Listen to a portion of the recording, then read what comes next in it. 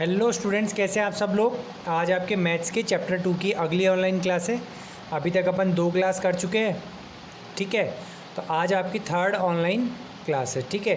अपन ने एक्सरसाइज देखो, इसमें टोटल 2.1, 2.2, 2.3, 2.4, 2.5 और 2.6 6 एक्सरसाइज हैं, जिसमें अपन ने 2.1 पूरी कर ली, 2.3 कर ली।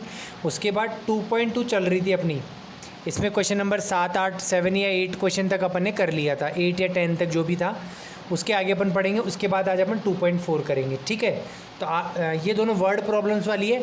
फिर आने वाले वीडियोस में 2.5 और 2.6 के बारे में देखेंगे। टोटल 6 एक्सरसाइज है। मुझे शुरू में ये लगा था कि एक्सरसाइजेज 4 है, लेकिन टोटल 6 हैं, ठीक है। तो ये थोड़ा सा स्टार्टिंग में थोड़ा गलत बताया था कि 6 एक्सरसाइज हैं, 4 नहीं है। तो आज अपन 2.2 को जहाँ पे छोड़ा था उसके आगे करेंगे, और 2.4 के कुछ क्वेश्चंस करेंगे। दोनों ही एक्सरसाइज में वर्ड प्रॉब्लम्स हैं। देखिए, अभी तक मैं आपके लिए एक्सरसाइज में वर्ड प्रॉब्लम को समझकर उसकी इक्वेशन बना रहा था, उसको सॉल्व भी कर रहा था। लेकिन अब मैं सिर्फ इक्वेशन बनाने तक ही आपको बताऊंगा, ठीक है। और सॉल्व आप उसको फिर खुद करेंगे। मैं सिर्फ इक्वेशन कैसे बनेगी वो बताऊंगा, और इक्वेशन सॉल्व करना आपको आता ही है। आपने 2.1 में, 2.3 में बहुत सारी इक्वेशन सॉल्व किए, तो उसी तरीके से जो इक्वेशन बन जाएगी उसको आपको सॉल्व करके आंसर्स निकालने होंगे, ठीक है। और एक एंड में लास्ट में ये भी है कि आपको एक्स का आंसर निकाल के नहीं छोड़ना होगा। उसके बाद में जो भी चीज़ पूछा होगा, जैसे एज पूछा है, नंबर पूछा है, कॉइन्स पूछे, कुछ भी पूछा है, तो उस नंबर को, मतलब एक्स की वैल्यू को यूज़ करके आपको फाइनल आंसर भी निकाल के दिखाना होगा, ठीक है। समझ में आ गया। तो चलिए मैं अपन एक्सरसाइज 2.2 स्टार्ट करते हैं। मैं आपको स्क्रीन पे दिखाता हूँ। चलिए बच्चों, तो ये है हमारी एक्सरसाइज नंबर 2.2। तो इसमें क्वेश्चन नंबर 8 से चालू कर रहा हूँ मैं, लाइन बाय लाइन जितने हो सकेंगे उतने सबके इक्वेशंस बनाते के सिखाता जाऊँगा। सॉल्व आप खुद करेंगे। ये क्वेश्चन पहले कर चुके हैं वैसे अपन ऐसा, लेकिन मैं फिर भी एक रिवीजन के तौर पे करवा रहा हूँ। 3 consecutive integers such that they are taken in increasing order are multiplied by 2, 3 and 4 respectively, they add up to 74, find these numbers. कि 3 रेगुलर नंबर है, कंसेक्यूटिव नंबर्स है, उनको आप इंक्रीजिंग ऑर्डर में लिखें और उसको 2, 3 और 4 से मल्टीप्लाई करें। पहले नंबर को 2, दूसरे को 3, तीसरे को 4 से, तो उनका एडिशन क्या आएगा, 74 आएगा। तो आप ये नंबर्स फाइंड आउट करें, ठीक है। तो मैं बना के बताता हूँ कैसी इक्वेशन बनेगी। चलिए, तो स्टार्ट करते हैं अपना क्वेश्चन नंबर 8, ठीक है। तो मान लेते हैं पहला नंबर क्या है, एक्स है। फर्स्ट नंबर कंसेक्यूटिव नंबर्स मैंने क्या बताया था कि आप पहला नंबर हो जाएगा एक्स, अगला नंबर हो जाएगा x+1, उसके अगला नंबर हो जाएगा x+2। तो 3 कंसेक्यूटिव नंबर्स बनानी है।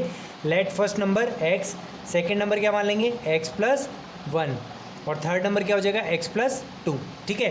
तो पहला नंबर x से मान लेंगे। अब वो कह रहे हैं कि पहले को किससे मल्टीप्लाई करो, 2 से, दूसरे को 3 से, तीसरे को 4 से करो। 2, 3 और 4 से इंटू करो, तो ये हो जाएगा 2 × x + 3 × x+1 + 4 × x+2, और इन तीनों को मल्टीप्लाई कर दो। मतलब 2 को x से कर दिया, 3 को x+1 से कर दिया, 4 को मल्टीप्लाई कर दिया x+2 से। तो इनका एडिशन जो है, इनके मल्टीप्लिकेशन का जो ये एडिशन है वो क्या आ जाएगा, 74। अब आप सॉल्व कर दोगे। 2 × x हो जाएगा 2x, 3 × x, ये एक बार इससे हो जाएगा और एक बार इससे हो जाएगा। ये हो जाएगा 3x + 3, 3x × 3, 3 × x 3x, 3 × 1 = 3 + 4 × x 4x, 4 × 2 = 8, 74।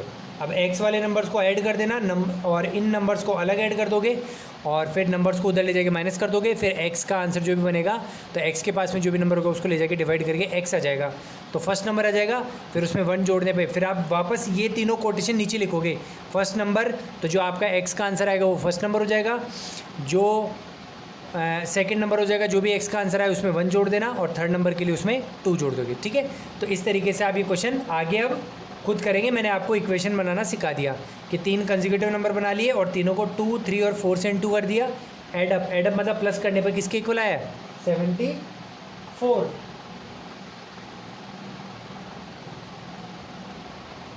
ठीक है। चलिए बात करते हैं क्वेश्चन नंबर 9 की। क्वेश्चन नंबर 9 है, the ages of Rahul and Harun are in the ratio 5:7। कि राहुल और हरून की एज का रेशियो कितना है, 5:7।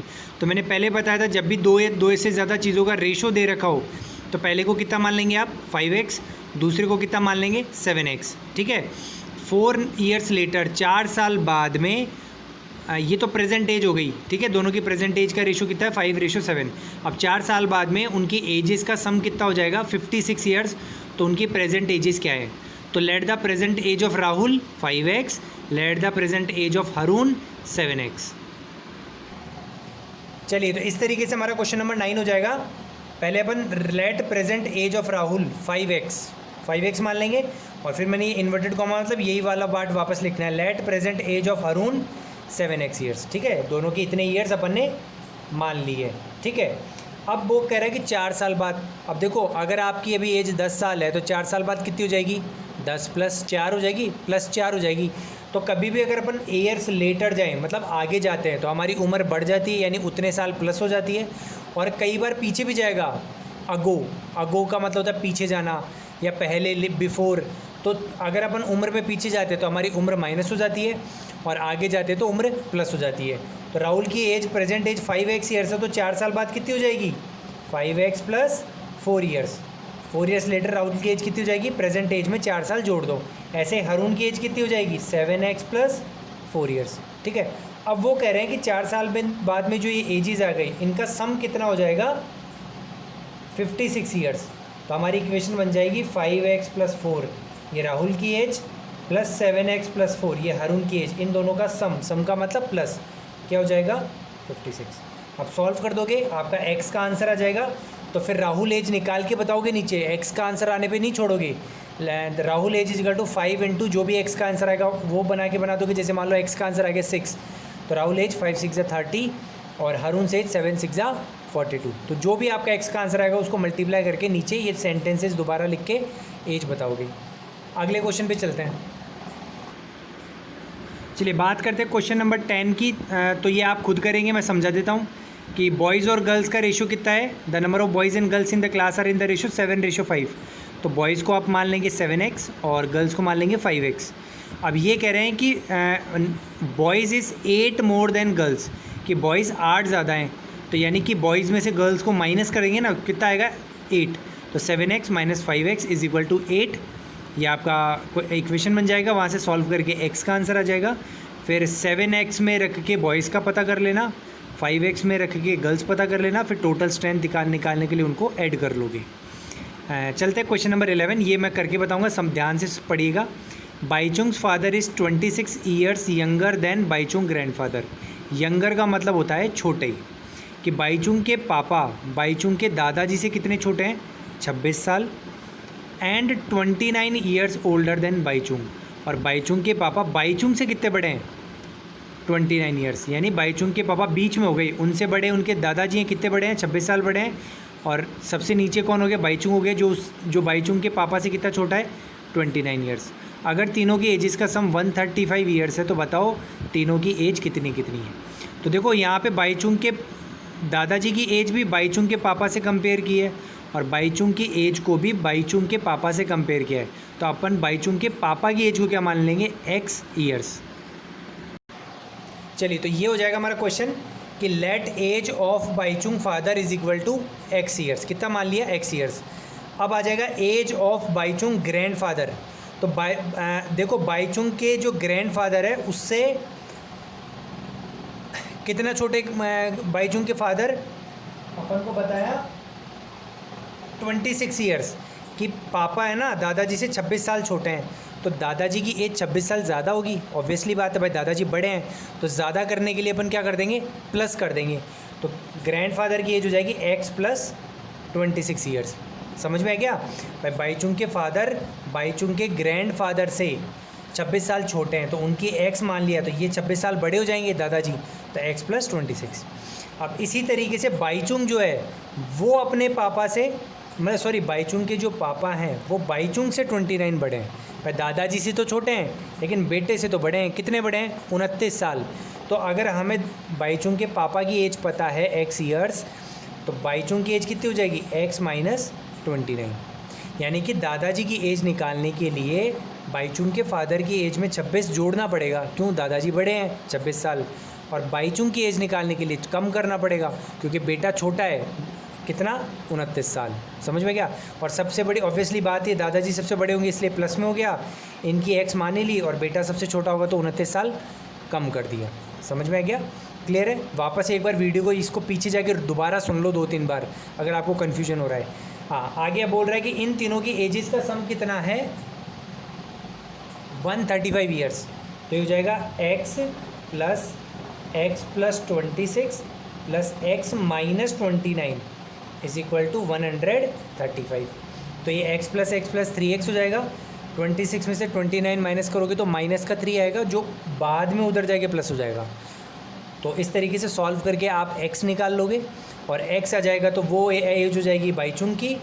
तीनों की एज बतानी, तो ये कोटेशन तीनों आप दोबारा लिखोगे, लेट हटा दोगे बस, एज ऑफ बाईचुंग फादर, जो भी आएगा आपका आंसर वो, एज ऑफ बाईचुंग ग्रैंडफादर, तो जो भी एज आएगी उसमें 26 ऐड कर दोगे, जो भी एक्स का आंसर आएगा, और एज ऑफ बाईचुंग निकालने के लिए जो भी आंसर आएगा उसमें 29 माइनस कर दोगे। ठीक है, चलिए अगले क्वेश्चन पे चलते हैं।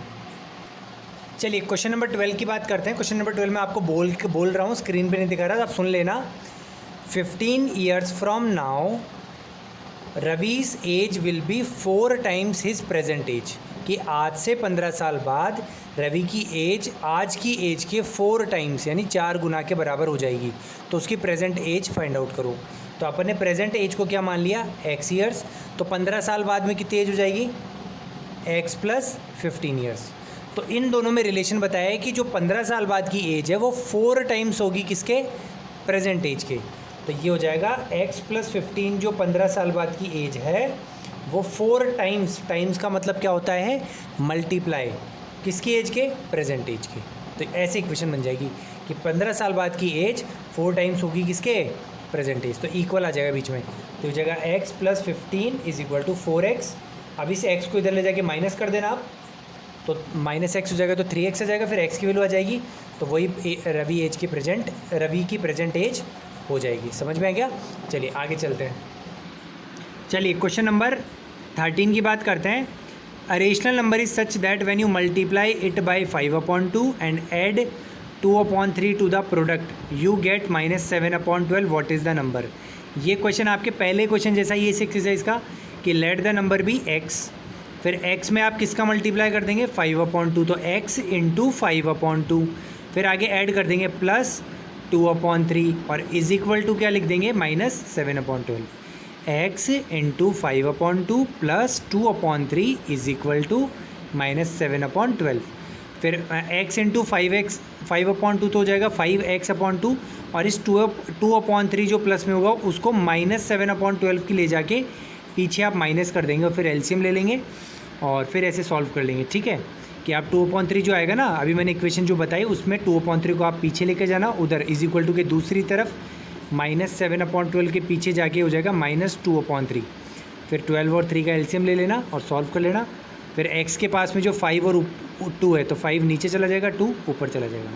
चलिए क्वेश्चन नंबर 14 और 15 एक जैसे क्वेश्चन है, तो मैं आपके लिए 15 कर रहा हूँ, 14 आप खुद कर लेंगे। ठीक है, थोड़ा हिंट दे दूंगा मैं। तो 15 क्वेश्चन पढ़ रहा हूँ मैं, एक बार स्क्रीन ऊपर कर लूँ।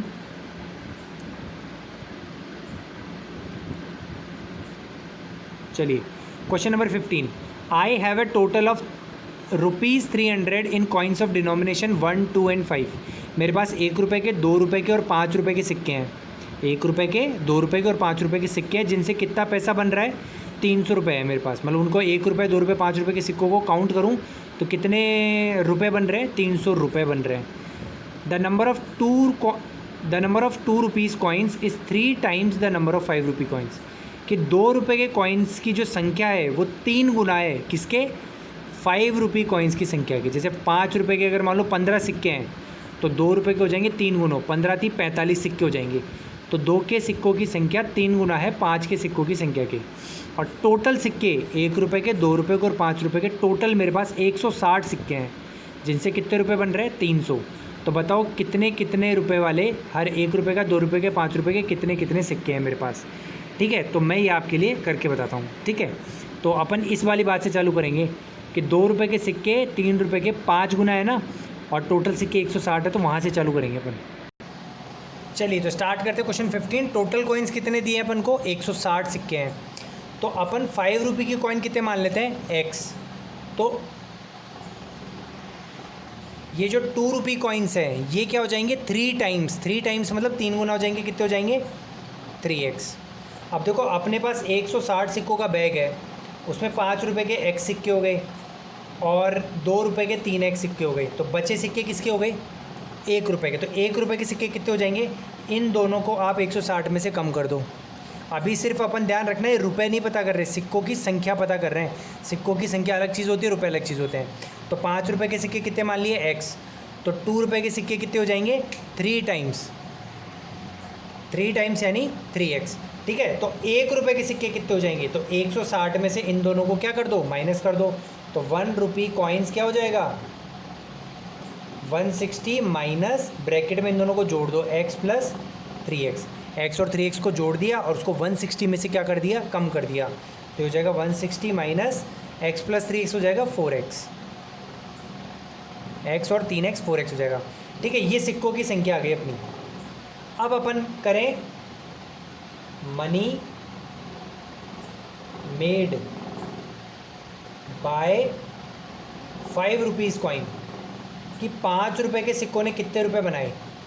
जैसे मान लो आपके पास 5 रुपये के 7 सिक्के होंगे तो कितने रुपए बनेंगे? 5 7 जा 35 रुपीज़ हो जाएंगे। ऐसे 5 रुपये के मान लो 10 सिक्के हो गए आपके पास, तो कितने रुपए होंगे? 5 10 जा 50। तो यानी सिक्कों की संख्या को आप 5 से अगर मल्टीप्लाई कर दो तो उनसे बनने वाली रुपीज़ आ जाएंगे।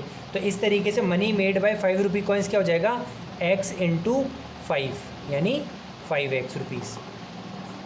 कि x सिक्कों की संख्या को 5 से इंटू कर देंगे तो ये 5x रुपये बनाएंगे। इसी तरीके से money made by 2 rupee coins, तो 2 रुपये के सिक्कों की मनी कितनी हो जाएगी? तो 3x को किससे इंटू कर दो? 2 से कर दो। भाई एक सिक्के की जितनी वैल्यू होती है 2 रुपये होती है ना, तो 3x इंटू 2 6x रुपीज़। ध्यान से समझिएगा, इसी तरीके से आपका क्वेश्चन नंबर 14 भी होने वाला है। ठीक है, तो ये हो जाएगा 6x रुपीज़। चलो आगे बात करें money made by 1 rupee coin, तो 1 रुपये के सिक्का कितना मनी बनाएगा? तो 160 माइनस 4x को आप किससे इंटू कर देंगे? 1 से। किससे कर देंगे? 1 से मल्टीप्लाई कर देंगे। ठीक है, अगर 1 से कर देंगे तो वही आ जाएगा। 1 को किसी भी चीज़ से मल्टीप्लाई करो तो ये हो जाएगा 160 माइनस 4x रुपीज़ ही आ जाएगा। अब टोटल मनी अपन को कितनी दे रखी थी? टोटल मनी दे रखी है 300 रुपये। यानी इस पैसे को और इस पैसे को अगर अपन जोड़ेंगे तो किसके इक्वल आना चाहिए? 300 रुपये। तो ये हो जाएगा 5x plus 6x plus 160 minus 4x is equal to 300। अब आप इसको सॉल्व करके क्या कर लेंगे? x निकाल लेंगे। x आ जाएगा तो वही 5 रुपये के सिक्कों की संख्या हो जाएगी। इसमें 3 इंटू एक्स कर देंगे तो 2 रुपये की सिक्कों की संख्या आ जाएगी। चलिए मैं आपके लिए ये वाला क्वेश्चन करके बता देता हूँ पूरा। तो मैं आपके लिए ये स्टार्टिंग का पार्ट एक बार मिटाता हूँ। तो मैंने आपका ऊपर वाला पार्ट मिटा दिया है। तो ये इसको सॉल्व करूँ, देखो 5x प्लस 6x, तो ये कितना हो जाएगा? 5 और 6 11। 11x में से 4x माइनस कर दो तो कितना बचेगा? 7x। सॉल्व कर दिया मैंने। माइनस 1 वो सॉरी प्लस का 160 एज इट इज़, थोड़ा ऊपर लिख लेता हूँ। 7x प्लस 160 तो ये आ जाएगा 300। तो 7x किसके इक्वल हो जाएगा? 300 माइनस 160, ये उधर जाके माइनस हो जाएगा। तो 7x की वैल्यू आ जाएगी 140। तो x की वैल्यू आ जाएगी 140 अपॉन 7, 7 1 जा 7, 7 2 जा 14, 0 का 0। तो x की वैल्यू क्या आ जाएगी? 20।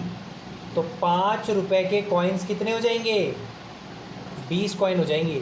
यही मैं आपके लिए बोलता रहा हूँ कि आपको x निकाल के नहीं छोड़ना, आगे भी करना है जो क्वेश्चन के शुरू में लिखा था आपने। ऐसे ही 2 रुपये के कॉइन्स कितने हो जाएंगे? तो 2 रुपये के आपके कॉइन्स हो जाएंगे 3x था ना, तो 3 इंटू 20 60। चलिए एक लाइन में थोड़ा और मिटा रहा हूँ आपके लिए। 60 कॉइन्स हो जाएंगे। और 1 रुपये के कॉइन्स कितने हो जाएंगे? ये क्या था? 6 इंटू 20 माइनस सॉरी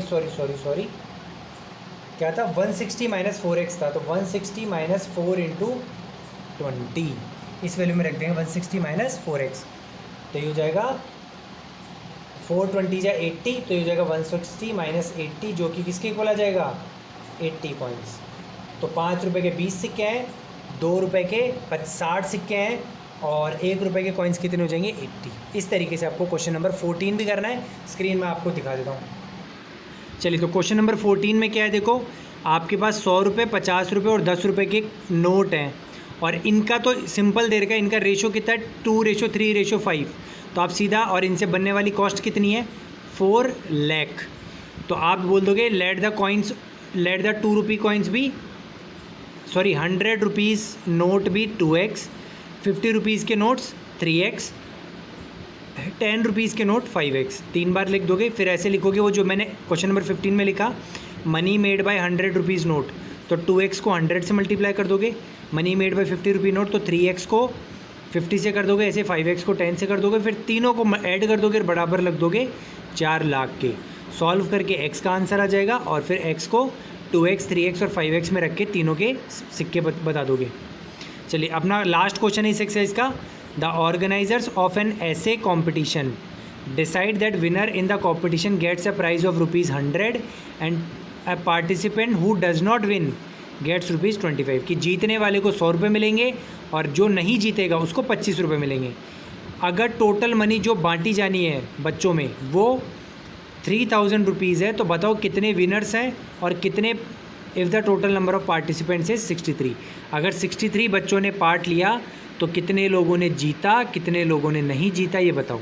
ठीक है, तो टोटल बच्चे हैं 63, इनमें से कुछ ने जीत लिया और कुछ ने नहीं जीता। जीतने वाले को 100 रुपये मिले, नहीं जीतने वाले को 25 मिले और उनका टोटलिंग अमाउंट कितना है 3000। चलिए तो इस तरीके से हमारा क्वेश्चन सेट हो जाएगा। टोटल स्टूडेंट्स कितने दिए हैं 63। तो अपन विनर्स को क्या मान लेंगे x की। मान लो x बंदों ने जीता, तो जो नहीं जीते नॉन विनर्स वो कितने हो जाएंगे 63 में से x को माइनस कर दो। अब देखो x वालों को कितने रुपए मिले 100, तो 100 से मल्टीप्लाई कर दो, प्लस 63 माइनस x बच्चों को कितने रुपए मिले 25। तो ब्रैकेट लगा के मल्टीप्लाई कर दो और इनका टोटल सम कितना हो जाएगा 3000। अब आप 25 को एक बार इससे भी मल्टीप्लाई करेंगे, इससे भी करेंगे, तो 25 इंटू 63 लिख देंगे माइनस 25 इंटू एक्स 25x, और ये 100 इंटू एक्स 100x हो जाएगा। फिर x वाले नंबर्स को आपस में माइनस कर लेंगे और जो नंबर बनेगा सिंगल वो उधर जाके माइनस हो जाएगा। तो इस तरीके से x आ जाएगा, तो वही विनर्स की संख्या हो जाएगी। तो यहीं पे हमारी एक्सरसाइज 2.2 समाप्त होती है। ठीक है, और आज के लिए इतना ही। 2.3 अब जो 2.3 हो चुकी है, एक्सरसाइज 2.4 अपन अगली वीडियो में पढ़ेंगे। ठीक है, तो वीडियो को लाइक करो, कमेंट करो, चैनल को सब्सक्राइब करो और देखते रहो। आपका होमवर्क है कि एक्सरसाइज 2.2 पूरी कंप्लीट करनी है। मैंने 8 से लेकर 16 तक आपको बता दिया और 1 to 8 पहले बता ही दिया था। तो 2.2 पूरी करनी है। तो अपनी एक्सरसाइज 2.1, 2.2 और 2.3 हो चुकी है। ठीक है, अब आने वाली वीडियो में अपन 2.4 पढ़ेंगे। तो उस एक्सरसाइज को भी आप ट्राई करके रखें। आपका ये वीडियो है। एक होमवर्क और है कि क्योंकि 2.4 में भी वैसे ही क्वेश्चंस है जैसे अपन ने 2.2 में पढ़े हैं, तो आपसे रिक्वेस्ट है कि 2.4 पढ़ें, उसके पहले वाले एग्जाम्पल्स देखें और उनको समझ कर जितने 2.4 के क्वेश्चंस आपसे हो जाएं वो प्लीज़ करें। ठीक है, thank you, have a nice day.